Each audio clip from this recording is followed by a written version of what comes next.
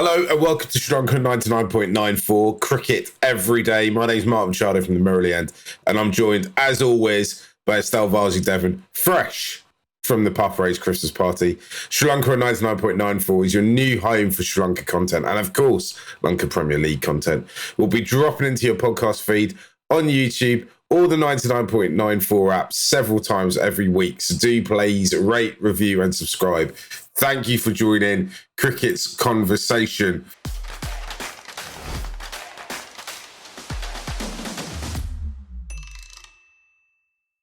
Estelle, before we crack on and talk about the end of the second leg of the Lanka Premier League, which finished at the time of recording this the day before in Kandy, I want to know all the gossip from the Papa Ray's Christmas party. What happened? There's no gossip. I think we spent half of it watching the game on TV. Of course, sports obsessed. We had to switch off the TV and ensure people got some food in their systems also. What was on the menu? What food was on the menu? Sri Lankan Chinese. Oh, lovely, lovely. I obviously haven't had that for a while, but I look forward to having that when I get there in a few weeks. And what do you make of the game? Because I know, obviously, this isn't a football podcast, but the one thing I will say is I see everyone from Sri Lanka staying up really late night to watch football games. And I kind of feel for you guys because this should really be closer, or at least, you know, it's closer to your time zone than it is mine in London. You must be absolutely gutted you have to stay up so late to watch them. Yeah, I mean, I think when the time zone is closer, it actually makes things harder. Like if you were playing in Australia, would be perfect for Indian time zone because, you know, everything's during the day. I guess I say that because watching a game at work is work for us at the Papa Ray, whereas I suppose there are people who can't really watch the game at work. But yeah, I mean, there's a lot more interest in the LPL this year as well. So we've seen people staying up for that. And then, of course, the World Cup comes, the Football World Cup comes around only once in 4 years, unlike the many, many, many cricket World Cups we have nearly every year. So yeah, it's worth staying up for that. Let's talk about that Lanka Premier League. The second leg of it finished in Kandy yesterday. As you say, there seems to be more interest in it this year. I really feel 4 of the 5 sides are actually really good T20 sides this year. That's not to say that's not been the case in the past, but well, actually, I'm just going to go out on a limb and say, actually, I kind of think that's been the case in the past, where previously Jaffna have been kind of quite good from the get-go, and Gaul have got themselves together as the tournament's gone on. Straight up this year, Gaul, Kandy, Jaffna, and now I think Colombo have kind of joined the party as well, are pretty decent sides and really become difficult teams to beat. What teams have impressed you the most, and what's your kind of initial take on the whole tournament so far? Yeah, obviously Jaffna has been good and you expect them to be good, right? Just looking across the tournament, I feel like, with the LPL, it's basically people coming together a day, 2 days. Sometimes the overseas players only get to join the team like a day or two before the competition starts, right? So then, you know, coming together like that and kind of putting on a performance that is, you know, competitive is hard. So that's why I think we've seen teams like Jaffna and Gaul, who have had the most kind of settled franchises so far, doing well in the previous tournaments. But now you kind of feel like the other teams are also catching up. For me, I won't say impressed, because obviously I do like the Jaffna side. They've been good, but Kandy has been good as well. I think those West Indians, Andre Fletcher, Carlos Brathwaite, I mean, he's been incredible, right? I think he's far and ahead, like way ahead of everyone else on the wicket takers list. And it's not just, you know, lucky wickets. He's been bowling well. So Candy has been really impressive. Obviously, you expected them to do well, bringing someone like Hasaranga into the side. But he hasn't had to kind of shoulder the entire burden of that team. They've had lots of good contributions right throughout, whether it be with bat or ball. So Candy for me has been the most impressive, particularly looking back at how bad they've been in the past 2 seasons. Yeah, absolutely. These, this is the third iteration of the Candy side, and Falcons. The Falcons really seem to be flying, as it were. Not just flying, but also like marking out their prey and sweeping down on it and picking it up and doing what needs to be done to get their daily feed, as it were. They've really caused Jaffna some problems in their last 2 games, and it kind of feels like we might be heading towards a Candy versus Jaffna final, and that's going to be unmissable if that is the final. If it isn't the final, then it looks like one of Gaul or Colombo are going to have to knock out one of the other, knock those other 2 teams out. Colombo have really, in the last, in that second leg, really started to get their stuff together, haven't they? There was an incredible knock by Angelo Matthews. Dinesh Chandimal's contributed with runs, and even the Colombo side with those 2 players in it kind of feels like it's got the. I don't want to say old men's side because I think both those players are actually younger than me, but it kind of feels like the senior pro team on the tour. But they are doing enough to win games, right? And they've turned it around because they started badly. Yeah, and there's just, this is why I mentioned the preparation and team coming together. Angelo Matthews opened in the first 3 games of the tournament, right? And their batting order just seemed completely, very confusing for an onlooker to see why they had gone with those combinations. But in the last couple of games, they've got the combinations right, or the batting order right. So they've got, in the game where they chased 194, they had Chandimal at the top of the order, they had Asalanka at number 3, and those guys, obviously, those seem to be the positions they prefer. So it seems like a simple solution, but it's made such a big difference to their campaign so far. And seriously, although Candy and Jaffna have looked like the 2 best teams in the competition, you can't rule out a team like Colombo really causing an upset in either one of the playoffs or in the final if they do get there, because they've got the quality to do it, right? They've got the bowlers, they've got the batters, and you shouldn't undervalue the kind of experience that guys like Matthews bring. They played in the big tournaments, they played in the big leagues, right? So they've got that experience under their belt. So Colombo, to me, is a very dangerous side now because they seem to have gotten their combinations right. There's one team that's totally underperforming, down below Aura. Let's take a quick break and talk about them when we get back. You're listening to Cricket's Conversation on 99.94. Whatever your team, we have the show for you on podcast, YouTube, or on the 99.94 app. We have India, England, South Africa, West Indies, and now Sri Lanka covered. If you want to find us, the best way is to follow us on social media at 9994DM by downloading the 9994 app or Google 99.94 on podcast. We speak cricket. So there's one side that's not performing, down below Aura, third iteration of this team in 3 tournaments. They've got a lot of superstars, but it's not working for them. What's going on here, Estelle? Yeah, that's the big question, isn't it? They've got a superb squad together, and I don't think they've had bad squads in the previous 2 seasons either, but they just seem to be unable to put in a good performance. Yesterday was probably the worst, bowled out for 89. I'm just looking through the squad, right? That performance yesterday, yeah.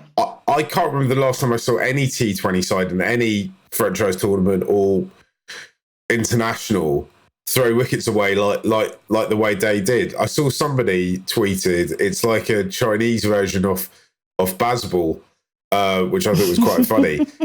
But T20 cricket has come on a long way in the last few years. You just don't see innings like that anymore. It's really it was really a throwback to about 5 or 6 years ago, right, where they were just losing wickets and they couldn't stop the flow of it. Normally, someone comes in and just goes, right, even if I'm going to go 3 or 4 overs without scoring runs, I'm just going to do it. Because the most important thing in T20 cricket, from a batting perspective, is that you give yourself the opportunity to make as high a score as possible and you bat all 20 overs, right? Yeah, I mean, it's a funny thing, again, coming back to the lack of preparation, or the fact that the teams only come together very, very late, just before the tournament. They seem to be like a very disjointed team, don't they? And I guess you can say that when teams are winning, it seems like the team spirit is high and everyone's confident, blah blah blah. But this team really, really looks disjointed, and it's funny because they've got Bhanuka Rajapaksa, they've got Dasun Shanaka, to Shanaka obviously captain of the limited overs side for Sri Lanka, but Bhanuka is another guy who's been a leader around that setup. You just don't see that kind of leadership, I feel, because looking at that, I'm just looking at the team that played yesterday. Lasith Cruzpulle, Sivan Daniel, two of the brightest young talents in Sri Lanka. Cruzpulle, I feel, was very close, I think, to kind of getting a shot at Sri Lanka, but didn't start in the LPL. They obviously preferred Sivan to him, but hasn't had, the games he's got opportunities in, he hasn't really done much. Daniel, I felt, was impressive, even though he didn't get big runs. I felt like the confidence as an 18-year-old coming into this kind of setup, he's been impressive. Shanaka has tried hard with the bat. He's had a couple of good innings, but nothing to write home about. Bhanuka Rajapaksa has been disappointing. Poor LPL by his standards. You would expect a batter of his class to kind of destroy bowling attacks, right, in the LPL. But it just hasn't happened for him. On the bowling front, they've got Pramod Madushan, Lahiru Kumara,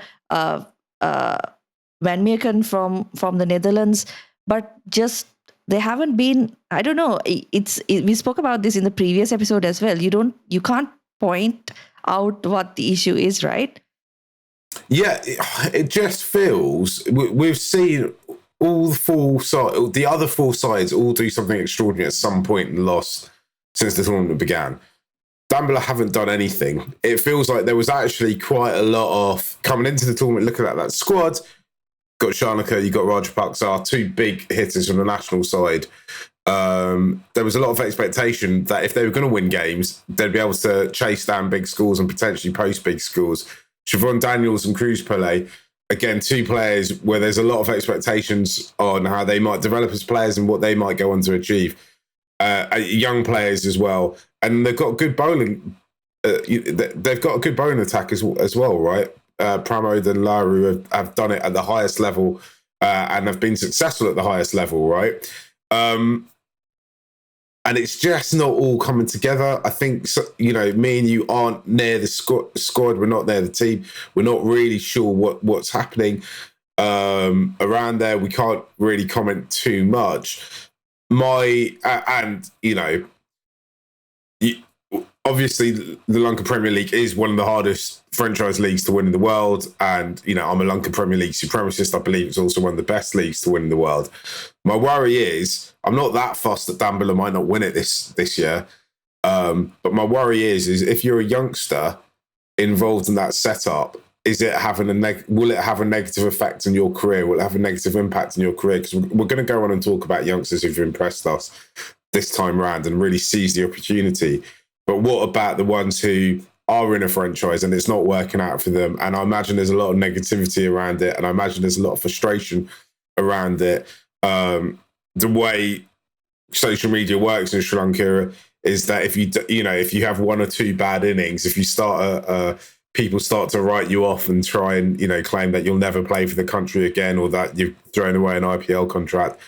All that kind of negativity isn't what players need when things are going wrong for them. But it's, I suppose it just is what happens. And if people are saying it on social media, they're damn well saying it on the street as well. So there's absolutely no way the players will be immune to hearing all that and thinking about these comments. And I just wonder what impact it's having on the potential development of some of the youngest players in the side. Barnaka Rajapaksa and Dasun Shanaka will come back into form and will score plenty of runs in the rest of their career, even if they have a terrible rest of this LPL season, right? But I want to make sure that the players who are around the squad develop to their full potential. That's my only slight worry about what's going on there. Also, the other thing I will say is Danbury deserve to be bottom because their kit is horrendous.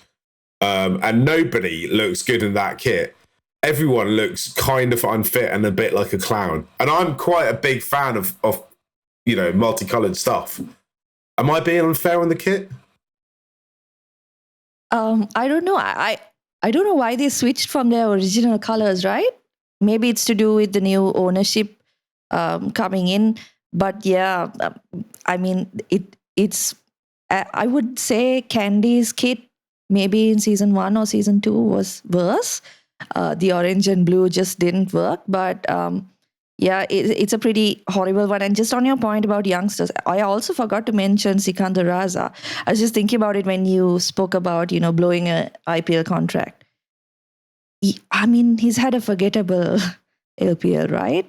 And I thought he would be like the top all-rounder overall. He's just not had anything going for him. Didn't play yesterday's game.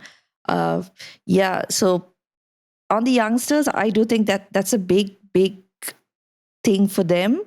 Because I recall during the first season when Dambulla didn't do well, there was a lot of talk about how, Shanaka got a terrible team, but they did reasonably well in the first season.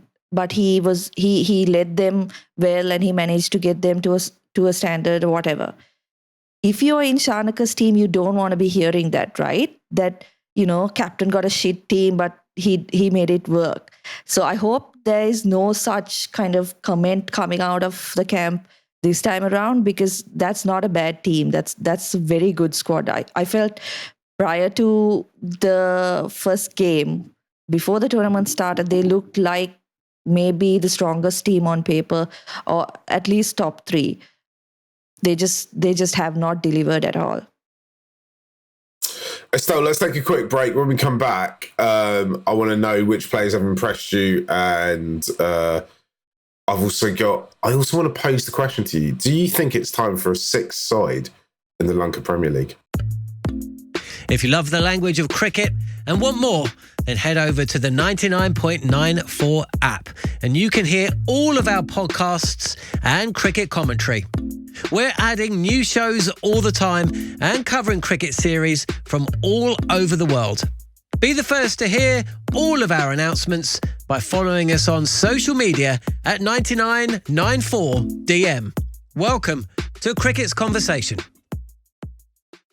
So, Estelle, over the last couple of years, we've seen a lot of new talent come through Sri Lanka cricket and kind of set a stall out for themselves. We've seen players make their debut in the IPL before they've made their debut for the national side. And we talk about exciting young talent from the island all the time. There is currently 5 sides in the Lanka Premier League. And I constantly keep seeing or keep getting reminded about players that aren't aren't playing in the Lanka Premier League.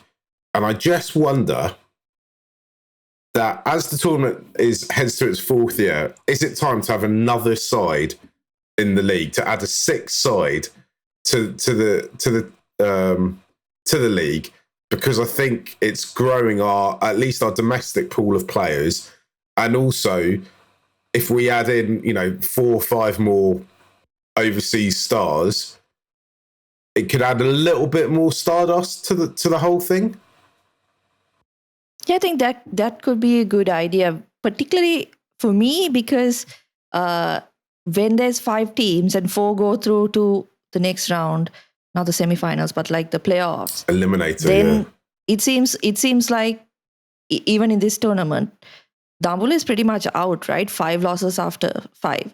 So you know who's very early on, you know who are going to be those 4 teams. I feel like if there was a 6th team, it would be a little bit more competitive in terms of getting through to the eliminator and the is it called a playoff? Why is the word not coming for me? Anyway, is it not playoff eliminator and then eliminator? Yes, Is that playoff. what they're So called? one is a playoff and one is an eliminator, right? Yeah. Anyway, yeah. So I feel like if there were 6 teams, that might be a bit more competitive. But I do worry about maybe having a 6 team would encourage players at the domestic level to play more like modern T20 cricket, because we don't guys like Lahiru Udara are known for kind of T20 innings, but we did see him getting runs. And I mean, the other guy, Asad Shafiq, I was ready to tweet, what is Asad Shafiq doing in a T20 side, right? But he was incredible in that game. I think 50 of 25, something like that. So maybe these are the players. These are exactly the players who I don't think necessarily get as big a chance as possible. I have absolutely no idea how much SLC is paying people to play in this tournament, but I imagine it's an all right amount. I think you could have a 6 side. There's definitely enough superstar players to. They'd obviously need to get put. You'd need to pull a couple from the other sides. But remember, Pathum Nissanka didn't play in the first series. He didn't get a contract here either. In July, he was not picked up in the draft. Yeah, exactly right. There's enough talent, I think, there's enough superstar talent to justify a 6 side. There's enough of that kind of mid-level talent, the players who really aren't going to get anywhere near the national side in domestic cricket in Sri Lanka to put into that team. And there's enough up-and-coming players under 19s and players who would be around the emerging team who could definitely get into that side. You bring in 3 or 4 players from overseas, and I know some people think that we shouldn't have as many overseas players in the tournament as we do, but I think they just bring experience, they bring a bit of stardust. I love Ravi Bopara, and I think that knock that he played to get Colombo over the line the other day was absolutely sensational. And all right, he is at the back end of his career, but he does. I do think definitely in England, he makes people go, oh, people might hear about that knock and be interested to find out a little bit more about the Lanka Premier League. So I definitely think he brings eyeballs to it, and I think there's other players around the world just like him who can get involved. There's other players from associate cricket around the world who can get involved. I mean, we don't even have anyone from the Cayman Islands playing this year. Like, audience, right? Exactly. I definitely feel that SLC should be looking to expand the tournament and put another side in.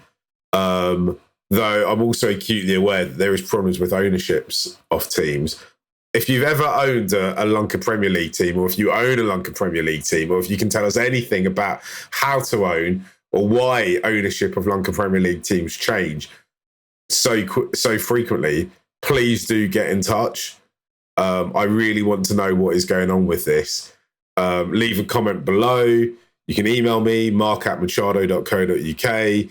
You can find us on Twitter. I'm on Instagram. I'm on all the social media platforms. I want to know about why Lanka Premier League teams' ownerships change so frequently.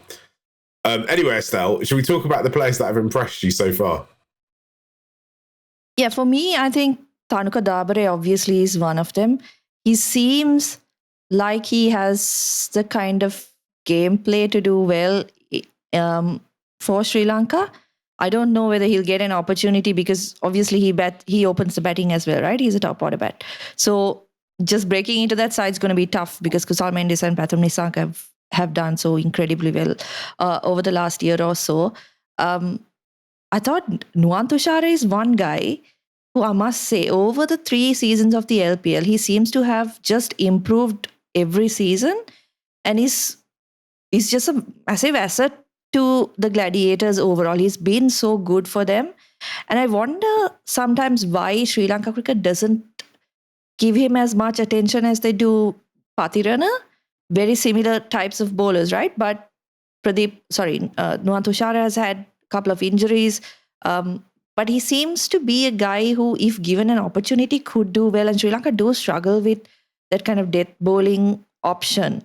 So maybe it's time to kind of give him a longer run. Particularly, I feel like T20 cricket now is the time to experiment because we don't have a World Cup coming up in 2023. So you've got a bit of time to kind of try out a few options. So Tushara is one, Dabare, of course. Sadira Samaravikrama. He's, not picked up in the draft. I don't think he was in last year's tournament either. But he's been so good, right? And he's the type of guy who's so pleasing on the eye when he's going well. But I heard that apparently he's been told that he's not really on the radar for limited overs cricket for Sri Lanka. So he might have to wait his turn. But I hope he gets. Well, if he keeps playing the way he's playing, there's absolutely no he's putting himself back on the radar, really, isn't he? Yeah, he's got a good record in first class cricket. So maybe the idea was to kind of keep him around for Test cricket. But as we've discussed in the past, like what is the point of that, right? But yeah, so Sadira has been really good. Got to 49 yesterday, I think. We've kind of been waiting for him to get a half century so that at the Papara we put up these best performance graphics and stuff. So we've been waiting for him to get a 50, but unfortunately wasn't to be yesterday because we were all watching it when he was on 49. We're like, finally, he's getting a 50 and then he gets out. So yeah, those three, I think, I hope I'm not forgetting somebody, but those three definitely, yeah. What about you? I want to talk about Tushara a bit more because, as you say, like I first came to know about him from the first Lanka Premier League, and of course, watching a Sri Lankan player bowl the way he does in a very Malinga-esque manner gets everyone quite interested and excited. And as you say, season on season, he gets more accurate and he gets better, which is so exciting to watch. He made his debut in Australia last year. His T20I debut in Australia last year. And I wonder if actually that was slightly unfair for him because it was conditions he would have been totally not used to. The other question I want to pose, and obviously there is no right or wrong answer to this, so just wonder if he's from the kind of wrong side of the tracks in terms of getting picked and getting prominence within Sri Lankan cricket, right? He didn't go to a fashionable school. I don't think he's from Colombo. I'm not sure how much that impacts whether or not you get selected for the national side. If he keeps bowling the way he's bowling, he's almost definitely going to end up playing franchise cricket around the world. Just because I suppose still Sri Lanka is the only place that produces bowlers who bowl with that action, and it excites people.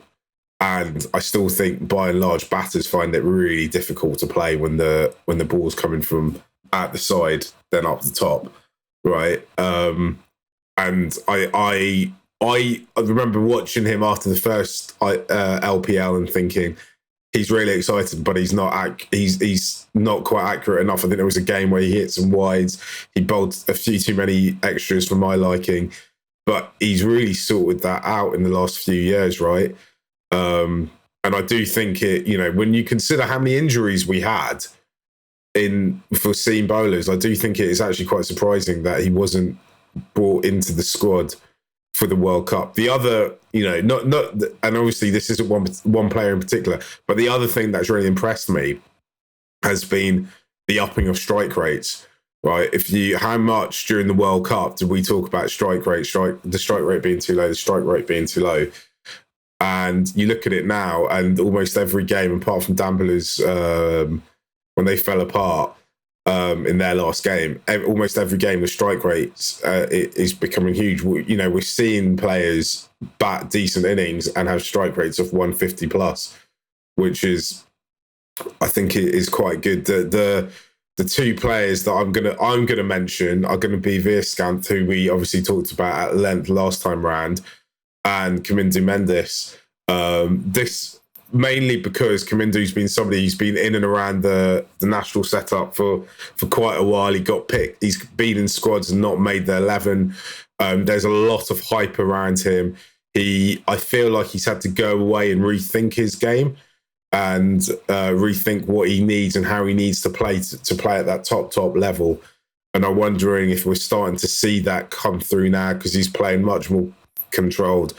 I think it's also interesting the number, all our kind of form players, all the players who've impressed me the most seem to be opening the batting, which could be an issue, right? Because I suppose it's going to be difficult to drop to get in between Mendis and Nissanka.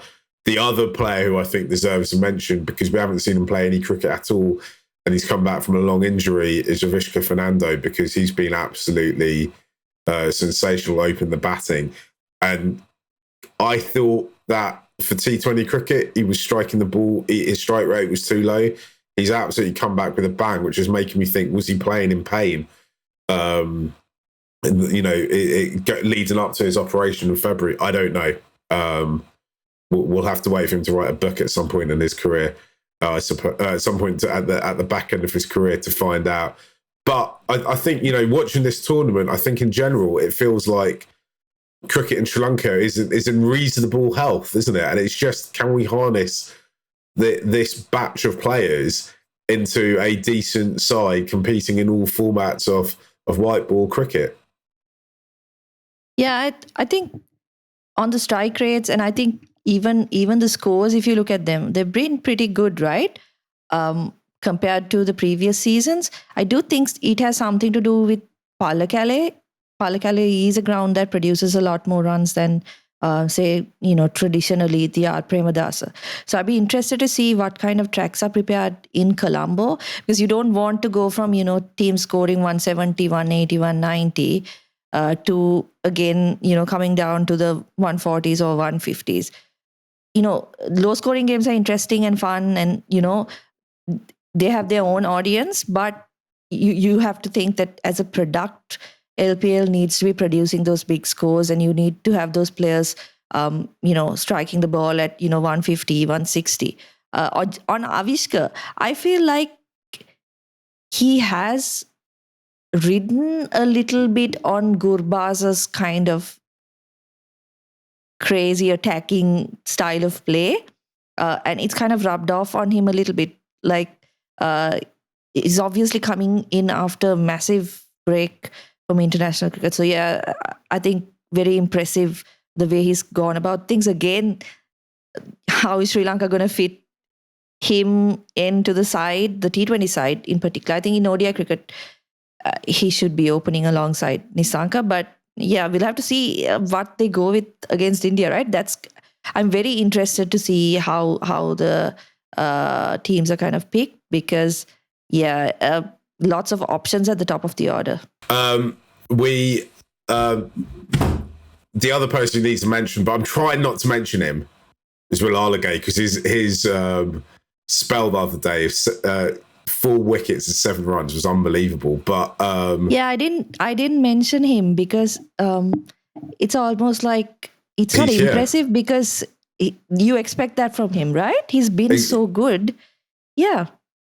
Yeah, exactly. I'm just so excited about what the future is for Sri Lankan cricket, because there's so many great players, and I really hope they can maintain this tournament, and that we're meant to have the 4th edition of it is in what, June next year, but it's always meant to be there, and then it always gets postponed. So who knows what might happen in Sri Lankan cricket over the next 12 months.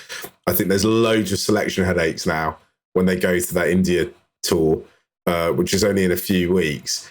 Estelle, should we leave it there? Lots more Lanka Premier League chat to come from us in the coming days and weeks. I say weeks, it's just about a week left of the tournament, right?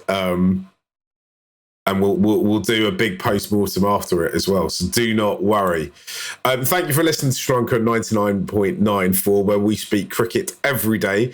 Please do rate, review, subscribe, leave your comments. We love your comments wherever you enjoy your podcast, or if you're watching it on YouTube, comment down below. You can download the 99.94 app and follow us on Twitter. I'm at Mark Machado. Estelle is at Estelle_Vasudev1, as in the number 1. Never miss out. Join our 24/7 conversation on social media and follow us at 9994DM. Cricket every day, your way.